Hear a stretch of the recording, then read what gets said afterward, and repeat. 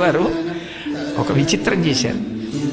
అమ్మవారి దగ్గరికి వెళ్ళి పక్కన కూర్చుని, అమ్మ ఏమనుకోకు, నీ దొంగతనం నాకు తెలిసిందంట. ఆవిడ నవ్వి, శంకరా నేను దొంగతనం చేశాను. అమ్మ చేయలేదు. చేశావు. ఎక్కడ చేశాను? అమ్మ శివుడు నీకు ఎంత ఇచ్చాడు శరీరంలో? సగం ఇచ్చాడు. మరి మిగిలిన సగం ఏది? కనపట్టలేదు. ఆయన సగం ఇచ్చాడు, మిగిలిన సగం నువ్వు వెతుకుపోయావు. మరి దొంగతనమేగా.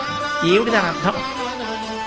గొప్ప తత్వం చెప్పాడు. శంకరుడు తెల్లగా ఉంటాడు, స్ఫటికమణి నిభం.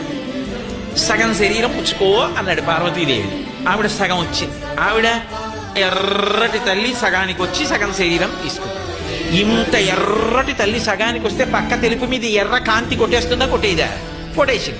ఆ కొట్టేసేటప్పటికి మిగిలిన తెలుపు కనపడ్డం మానేసింది. శంకరాచార్యులు అన్నారు, నీ ఎరుపులో తెలుపు మునిగిపోయిందమ్మా, మిగిలిన సగం కూడా అపహరించేసినావు. దొంగతనం కాదు, దర్శనం. ఇక్కడి నుంచి అర్ధనారీశ్వర స్వరూపాన్ని దర్శనం చేసి మన చేత చేయిస్తుంటారు శంకరాచార్యులు వారు చమత్కారంగా.